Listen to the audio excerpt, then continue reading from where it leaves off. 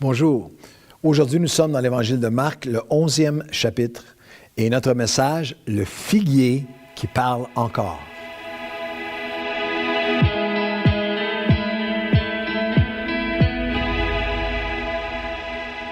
Bonjour et bienvenue à votre café matinal. Aujourd'hui, Marc, chapitre 11, le figuier qui parle encore. Marc, chapitre 11, et le verset 12. Nous lisons le lendemain, après qu'ils furent sortis de Béthanie, Jésus eut faim. Et apercevant de loin un figuier qui avait des feuilles, il alla voir s'il y trouverait quelque chose. Et s'en étant approché, il ne trouva que du feuillage, car ce n'était pas la saison des figues. Prenant alors la parole, il lui dit que jamais personne ne mange plus de ton fruit. Il s'adresse au figuier. Et ses disciples l'entendirent. Et au verset 20, le matin suivant, en passant, les disciples virent le figuier qui était séché jusqu'à la racine. Le figuier parle encore aujourd'hui. Le figuier desséché parle encore aujourd'hui. En intro, je vous dirais ceci, Jésus a encore faim de figuiers qui vont porter un fruit surnaturel. On a lu le lendemain, après qu'ils furent sortis de Béthanie, Jésus eut faim. Mais spirituellement, Jésus a encore faim de chrétiens, d'églises, de toi et moi, et d'églises qui vont porter un fruit surnaturel. Et pas seulement du feuillage, pas seulement de l'extérieur, pas seulement des rituels, de l'habitude, et même ce qui frappe l'œil, la routine, le service, ce qui frappe l'œil de l'Église extérieurement. Il cherche le fruit intérieur. Une Église peut avoir beaucoup de feuillage. Un chrétien peut avoir toutes les bonnes paroles, le bon feuillage, mais il n'a plus de fruit. Et le fruit qu'il recherche n'est pas le fruit de nos talents naturels, de nos habitudes chrétiennes ou de nos volontés ou de nos capacités humaines. C'était le texte spécifie que ce n'était pas la saison des figues. Je vous l'expliquerai de cette façon. Le figuier n'était pas dans sa saison pour produire naturellement un fruit, mais pourtant, Jésus a desséché. Il a dit non, que personne ne mange plus jamais de ce fruit. Et encore aujourd'hui, Jésus a faim de toi et moi, de vie chrétienne, d'église, qui vont porter un fruit surnaturel, hors de leur saison humaine. Et aussi, Jésus déclare encore que personne ne mange d'un figuier au feuillage sans fruit surnaturel. Que personne ne soit à une église ou que personne ne soit nourri à un endroit où il y a du feuillage, mais il n'y a plus. Il y a le rituel, il y a l'extérieur, il y a le tape à l'œil, ça crie fort, il y a plein de trucs, il y a la musique, il y a tout, il y a les éclairages, mais il n'y a pas le fruit surnaturel. Le figuier desséché nous parle encore aujourd'hui. Il nous pose des questions de vie ou de mort spirituellement, vraiment de grande importance. Et avant que vous disiez, non, ça c'est pas moi, je ne dis pas moi, c'est le figuier desséché. Laissez-moi juste traverser quelques portions de ce chapitre assez puissant avec vous. La question fondamentale, c'est, est-ce que je suis ce figuier desséché? Est-ce qu'il y a une zone de ma vie, est-ce qu'il y a une portion de moi qui s'est desséchée? Dans ma réponse, par exemple, aux simples demandes d'obéissance. Dans les premiers versets de l'Évangile de Marc, Jésus a envoyé 2 de ses disciples chercher un ânon, simplement sans leur donner toutes les explications de qu'est-ce qui va arriver, où ça va mener et tout. Aller simplement, aller chercher, aller trouver un ânon attaché sur lequel aucun homme ne s'est encore assis, le verset 2. Et il y a des gens qui vont vous demander pourquoi faites-tu cela, pourquoi faites-tu cela, et vous direz tout simplement, Marc chapitre 11 et le verset 3, vous direz, le Seigneur en a besoin. Wow! Et ce qui a résulté, c'est l'entrée triomphante où Jésus est assis sur cet ânon qu'ils sont allés chercher par simple obéissance, sans comprendre toutes les ramifications. Et les foules se sont mis à crier, « Hosanna, béni soit celui qui vient au nom du Seigneur ». La phrase clé est, pourquoi faites-vous, ils sont fait demander à plusieurs reprises, pourquoi faites-vous cela? Le Seigneur en a besoin. Wow! Encore aujourd'hui, dans le royaume de Dieu, le royaume de Dieu a besoin d'obéissance, de cœur disposé à simplement répondre à sa demande et à obéir sans nécessairement toujours tout savoir, tout comprendre, tous les échéanciers, tous les tenants et les aboutissants. Alors, c'est une bonne question pour toi et pour moi.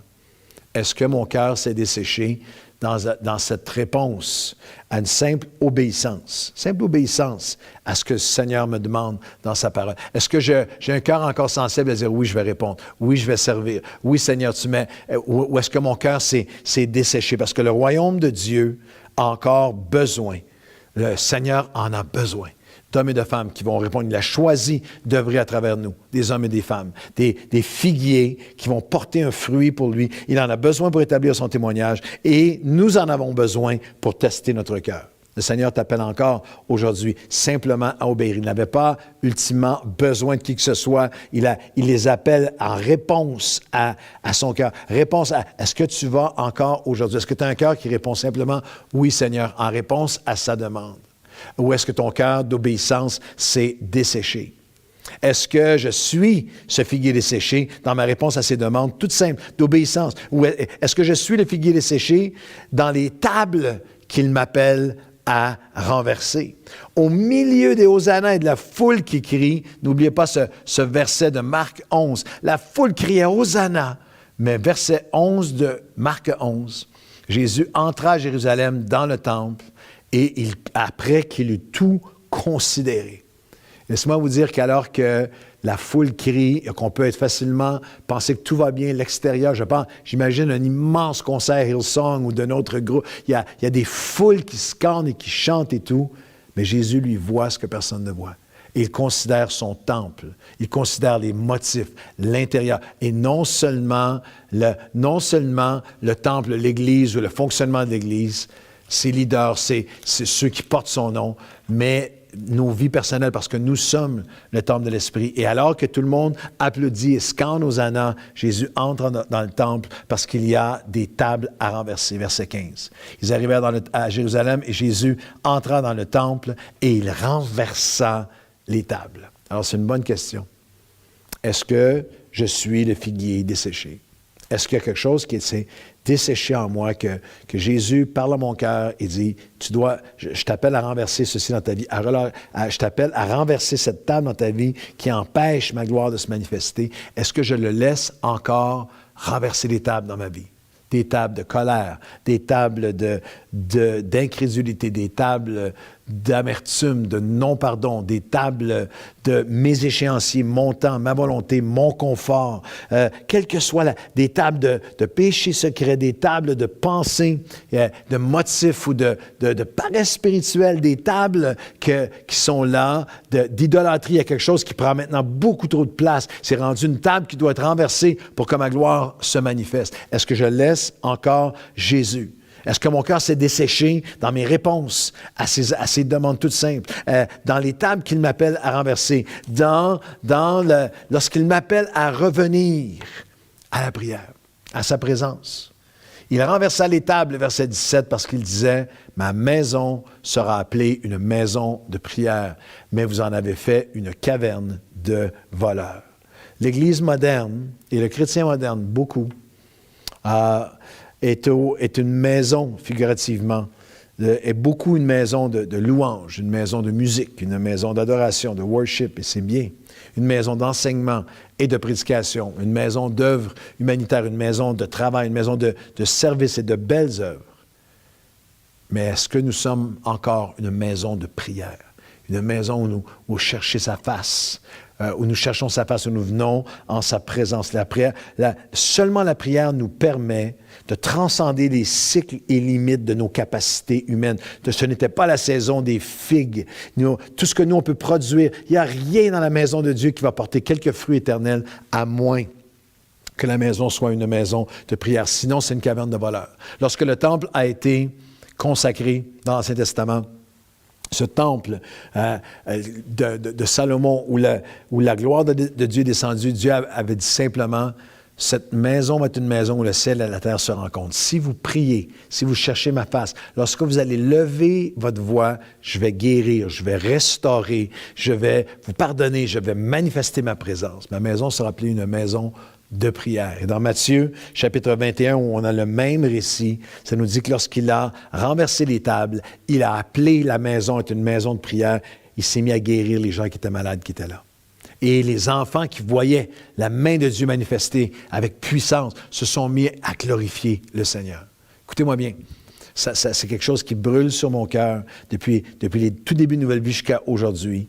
À moins que la maison soit une maison de prière, nous volons les gens qui y entrent du privilège et de ce que Dieu veut leur donner, de goûter, et nos enfants et les jeunes, de voir la gloire de Dieu, de voir l'action de l'Esprit, de voir le Seigneur, que la maison de ma vie ou de mon cœur ne soit jamais une caverne de voleurs. Que je sois jamais ce figuier desséché. Je veux, Seigneur, est-ce que je veux me regarder intérieurement. Est-ce que mon cœur s'est desséché dans ma réponse à tes demandes d'obéissance les plus simples? Est-ce que dans les tables que tu m'appelles à renverser, dans l'appel à revenir à la prière? Et dernièrement, est-ce que j'ai laissé quelque chose se dessécher en moi quand je dois relâcher des offenses, quand je dois pardonner? Dans le lien surnaturel qui est trouvé dans Marc, chapitre 11, le figuier est desséché. Au verset 20, ils virent le figuier séché jusqu'à la racine. Et Pierre, se rappelant ce qui s'était passé, dit à Jésus, « Maître, regarde, le figuier que tu as rejeté, que tu as maudit, a séché. » Et Jésus prit la parole et dit, « Ayez foi en Dieu, je vous le dis, si quelqu'un dit à cette montagne, ôte-toi de là et jette-toi dans la mer. » Et crois ce qu'il a dit, il le verra s'accomplir. Mais ne manquez pas le verset 25. Lorsque vous êtes debout en faisant votre prière, je commande à cette montagne de se jeter dans la mer. Lorsque vous êtes debout faisant votre prière, si vous avez quelque chose contre quelqu'un, pardonnez, afin que votre Père qui est dans les cieux vous pardonne aussi vos offenses. Est-ce que mon cœur de pardon s'est desséché? Est-ce que j'ai perdu ce sens de relâcher les offenses? Est-ce que vous comprenez à quel point le non-pardon est significatif? Tellement plus que nous ne pouvons l'imaginer. Le non-pardon est tellement plus sérieux que nous l'imaginons. C'est littéralement un court-circuit dans notre communication avec Dieu, qui empêche, qui endigue le flot de son action divine. Le non-pardon ferme le ciel. Jésus dit, le non-pardon dessèche notre âme et fait en sorte que les montagnes ne se jetteront pas dans la mer. Ne pense pas prier de grandes prières si tu as du grand non-pardon dans ton âme. Alors aujourd'hui, nous venons devant lui et nous entendons sa voix qui dit, relâche-les, relâche les offenses, relâche, pardonne, afin que tu puisses te tenir avec autorité et dire à cette montagne, jette-toi dans la mer. On prend un moment et on prie ensemble aujourd'hui, Seigneur, je n'applique pas ce message-là pour quelqu'un d'autre, ou à hier ou à demain. Aujourd'hui, pour moi, est-ce que j'entends le message du figuier qui nous parle encore? Et le figuier desséché, qui m'appelle aujourd'hui? Est-ce qu'il y a quelque chose qui s'est desséché en moi dans ma simple réponse à des choses que tu mets sur mon cœur? Alors pardonne, guéris, restaure, ravive. Je veux simplement répondre oui à tes demandes. Parce que je ne peux pas imaginer ce que les simples gestes d'obéissance à laquelle tu m'appelles vont porter et produire pour ta gloire. Seigneur, s'il y a des tables à renverser dans ma vie et que mon cœur s'est desséché, se ferme aux tables que tu veux renverser, sonde-moi, ô Dieu, et viens renverser les tables qui empêchent ta gloire, les tables de péché, des tables d'endurcissement, d'entêtement, de désobéissance, des tables que j'ai laissées là trop longtemps, je veux les renverser aujourd'hui. Et Seigneur, lorsque tu me rappelles à ta présence et que tu me rappelles au pardon, je veux me tenir et déclarer à cette montagne, jette-toi dans la mer. Je ne peux pas le faire avec un cœur desséché dans le non-pardon. Alors aujourd'hui, Seigneur, j'entends ta voix qui me dit, relâche-les et c'est toi qui seras libre. Alors aujourd'hui, Seigneur, viens au secours de nos cœurs desséchés.